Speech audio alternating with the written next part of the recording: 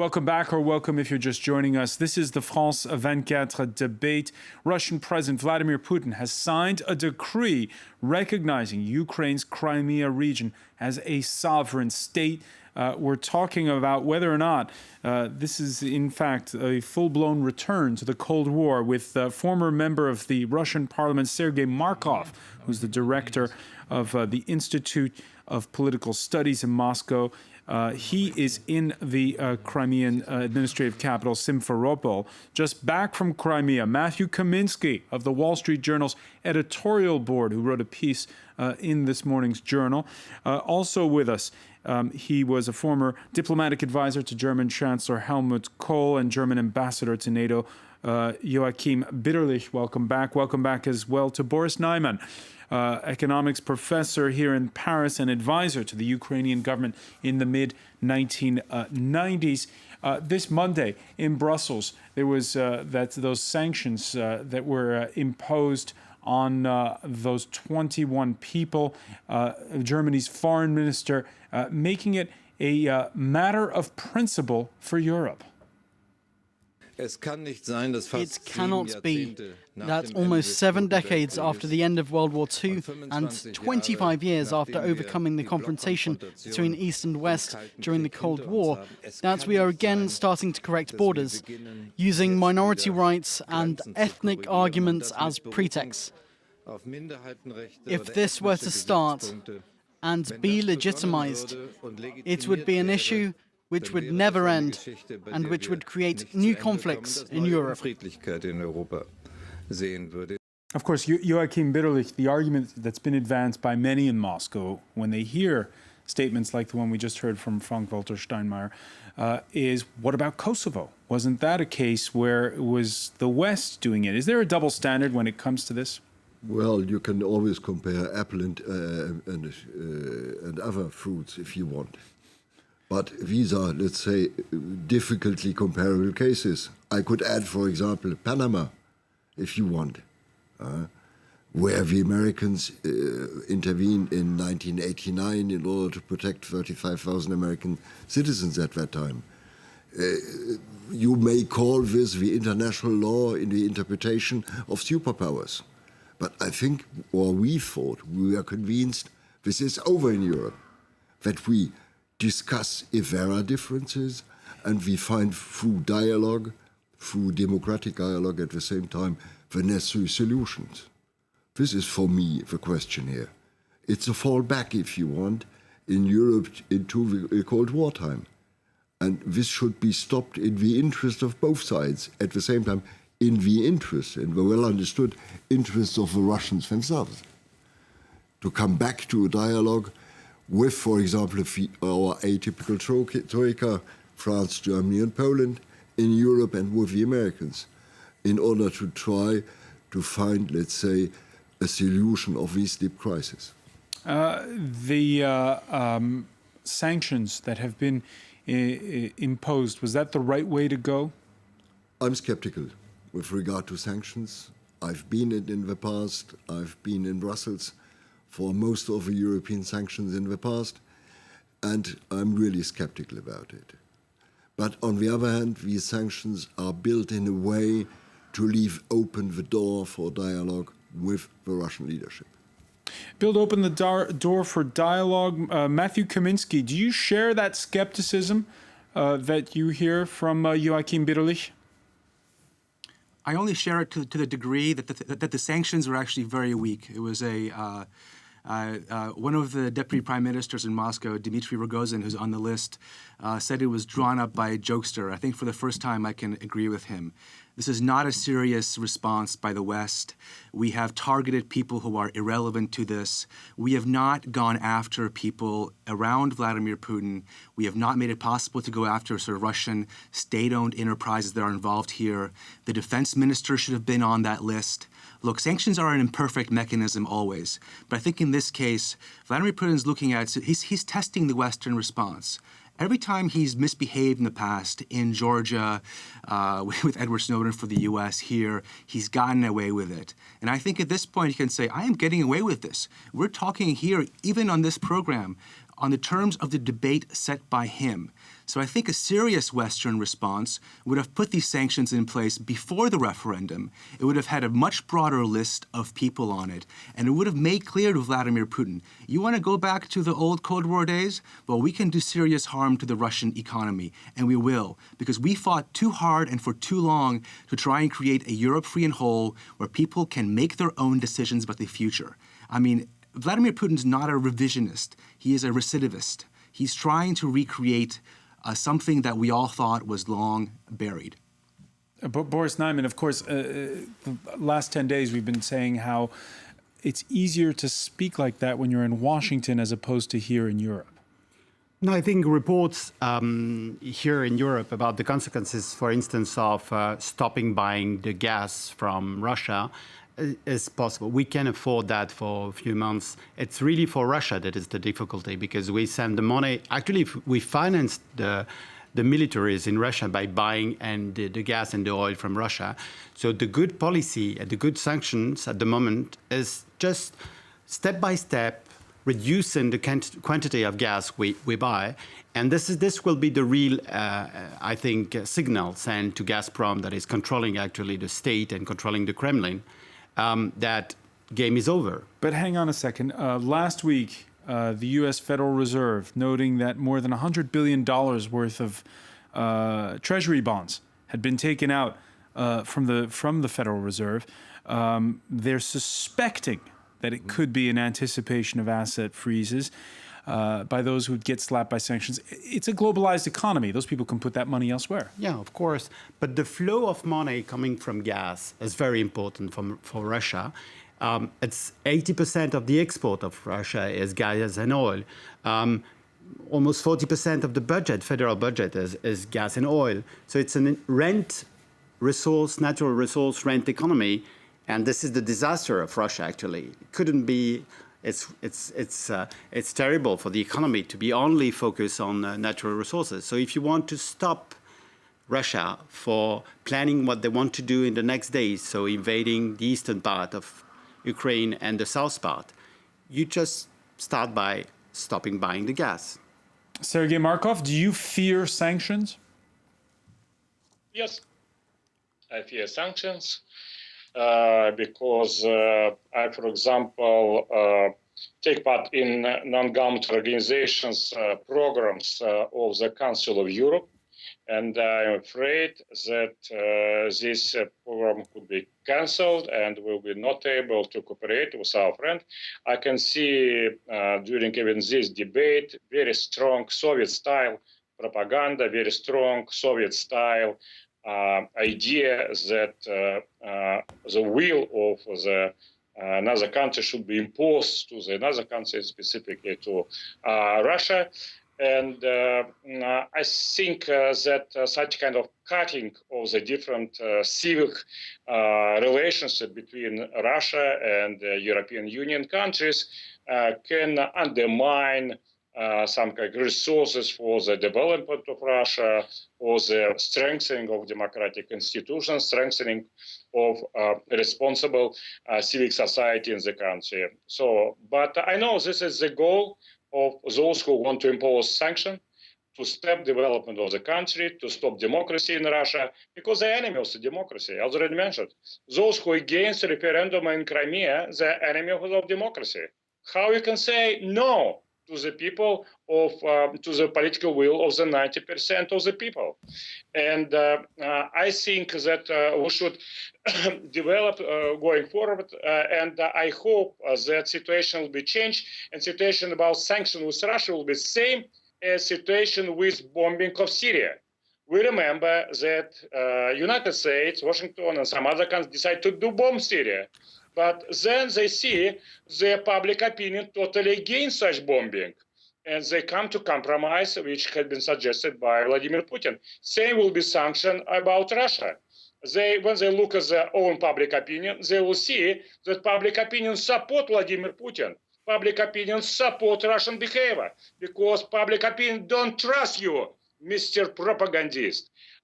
Because public opinion understood that this is neo-Nazi band, that this is illegal junta in Kiev, and this Russian-speaking should have same rights as German-speaking, as Polish-speaking, as English-speaking, as French-speaking, and so on.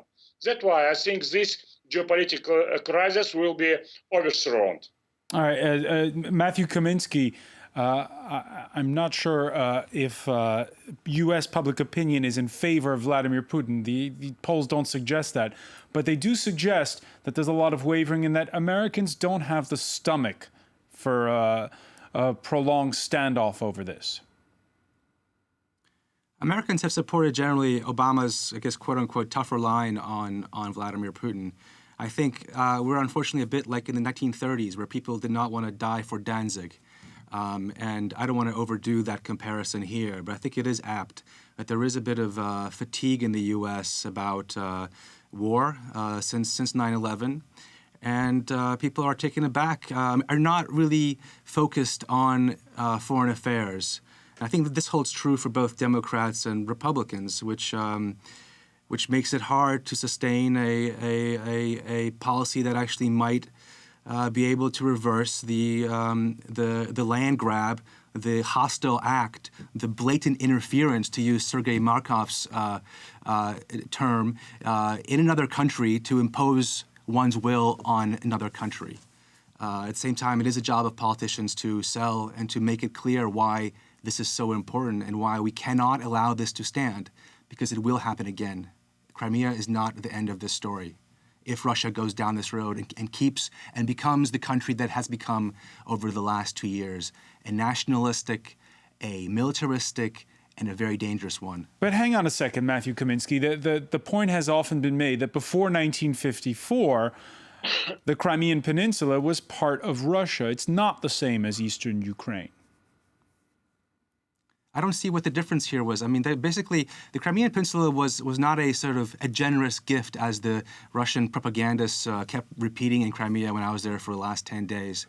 It was put as part of the administrative borders of Ukraine because all its water and food and energy comes from Ukraine. That's why it was made part of the Ukrainian Soviet Socialist Republic.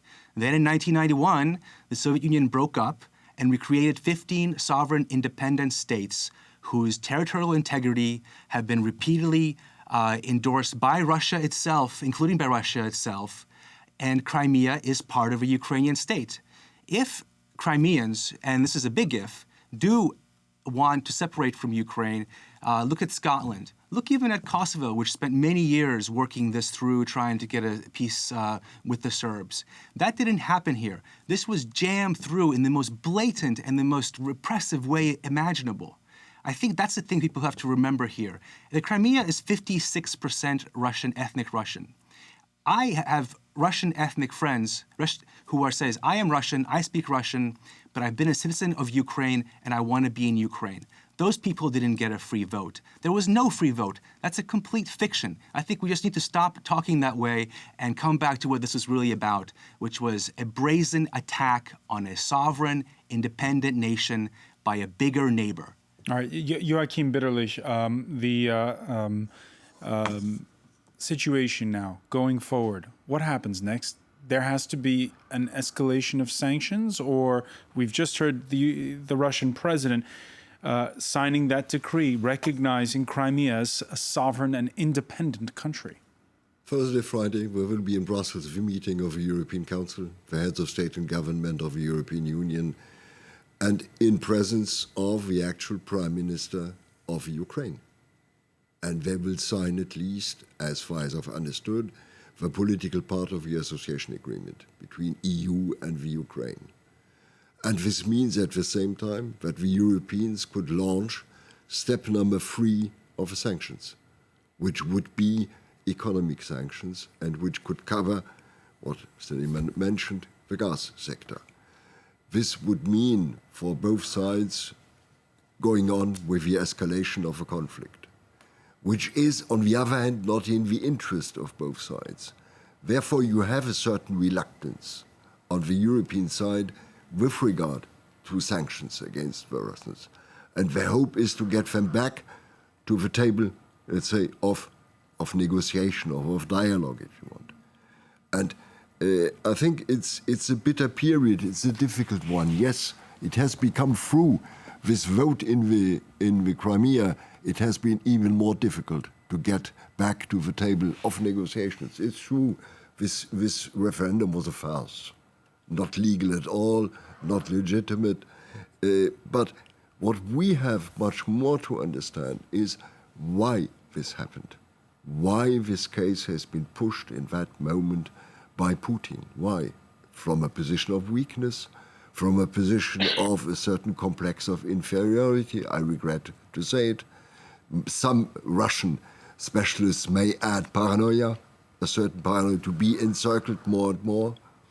Go back to history and explain to people that the West has permanently rejected any proposal from the eastern side or from the Russian side on a pan-European security structure or commercial structure. This is true. And therefore you have to take this into consideration. But this does not justify what the Russians have done. And our difficulty at the same time is how far Putin could go, despite of the economic risk for himself of isolation, how far he could go. I don't think the intention was, let's see, to occupy the eastern Ukraine. I don't think up till now. I think the idea was to warn the West, to come about with a, let's call it, a status of Ukraine, which would not harm the Russian aspirations. There is the key, I think, for the Russians. All right, let me ask you about this, because there was a stinging piece in the Washington Post by the United States' last ambassador to the Soviet Union, Jack Matlock, and he regrets seeing the language that's been employed too often in public over the last 2 weeks. He thinks it's been too strong. And he says, the sad fact is the cycle of dismissive actions by the United States over a long period of time, met by overreactions by Russia, has so poisoned the relationship that the sort of quiet diplomacy used to end the Cold War was impossible when the crisis in Ukraine burst upon the world's consciousness. I think he's totally right. Please look at the 90s, where we both, I think, were often, you more than myself, in Kiev. At that time, I discussed with, in a team of German specialists, an assistance to the Ukraine, let's say, to create a minimum of governance at that time. And we kept the Russians informed during this time, and we had never any real problem with the Russians about this. And I even think it would have been possible nowadays to find the necessary balance between, let's say, an open market between the EU and Ukraine, and on the other hand, a customs union between the Ukraine and Russia. You can find a solution on this. It would have been possible. But I think he is right. I'm happy you were not quoting the last ambassador of the Americans to NATO, Mrs. Nuland. But I could say the same about the US. Please, it began in 2008. Don't forget it, for the Russians. And my Russian friends, which are living abroad or are living in Russia today, which are not in the regime itself, tell me, please, why the hell you in the West we have launched this idea of an Ukrainian accession to NATO? Why?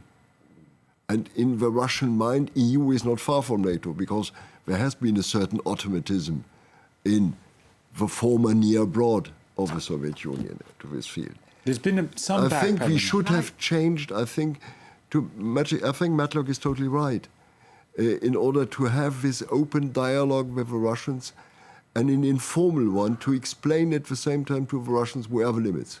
Where are the limits, what we accept and what we can't accept. Matthew KAMINSKY, did the West overreach, most notably by going on that track? They've since backpedaled on it, of trying to get Ukraine into NATO.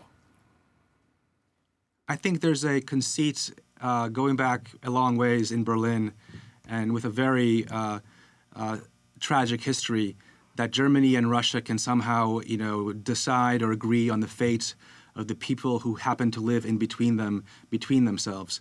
The reason why Ukraine or Russia's neighbors are thinking about coming into NATO has been shown in Crimea right now. Russia has been a threat to them. The Baltic states, imagine the Baltic states now if they weren't in NATO. Latvia has almost a half Russian, ethnic Russian population, Estonia a third. They would be endangered. These countries, and these are countries, are independent countries. The end of the Cold War brought this dream of a free and unified Europe where people decide for themselves, where a dictator in Moscow doesn't get to say, you know, what the constitution of independent Ukraine should look like, what Moldova's foreign choices should be. And I think this choice, by the way, should be open to Russia. Russia's future should be in Europe. It should be as part of the West. It has much bigger problems going out east and to its south. Just very briefly to your last question about were we somehow humiliating Russia? It is a crazy idea. All the way through the Clinton presidency, which was so solicitous of Boris Yeltsin, to George Bush, who tried very hard to work with Vladimir Putin, looking into his soul, all the way through President Obama's reset policy. The West has always treated Russia like we don't want to humiliate them, we want to work with them, but we don't take them too seriously as a threat. That's been the problem with the Western policy toward Russia. It didn't take Russia's bad side seriously enough. And I think that's why the West finds itself so flat-footed today. It's not because we were rude to the Russians or we didn't sort of take account of their historical interests. Sergey Markov, let me get your response. And again, remind our viewers who are joining us in the middle here that at the beginning of this conversation, you said that after what's happened in Crimea, perhaps there are those who are saying there should be a breakaway from Ukraine, from those in eastern Ukraine, that's legitimate. At this point in time, how does everyone tone it down? I already mentioned, we respect Ukraine very much. We want Ukraine to be neighboring and country with good cooperation, real brother country. But at the same time, we cannot respect the government which illegally came to power, which could be called junta as usual, and which have been imposed by foreign actors. And we cannot accept such way of doing with Russian speaking. We see the plan is very clear to make from Ukraine anti-Russia, to make Ukraine, which is mostly close to Russian, where Kyiv was first Russian capital, and is a country where we got Christianity from Byzantine Empire. Are you suggesting again that Eastern Ukraine should be next after Crimea? No. We want very much Ukraine to come to peace.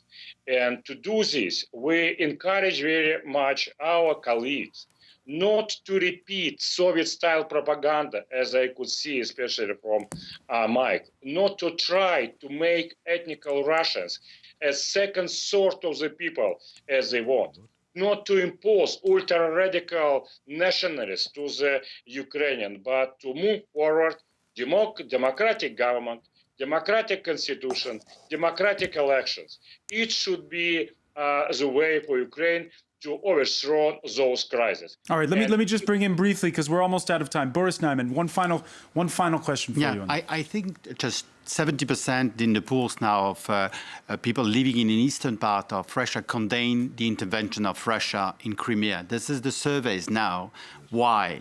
Because it's why. Sergey, listen, this is independent survey done by independent on the field by Russian-speaking people doing the survey. Let me finish. 70% of the people want to stay in Ukraine with a sovereign state without foreign intervention. They don't want war. They don't want military intervention from outside. What are you suggesting actually in defending is that the fact that you will decide for the future of people by intervention, by military intervention.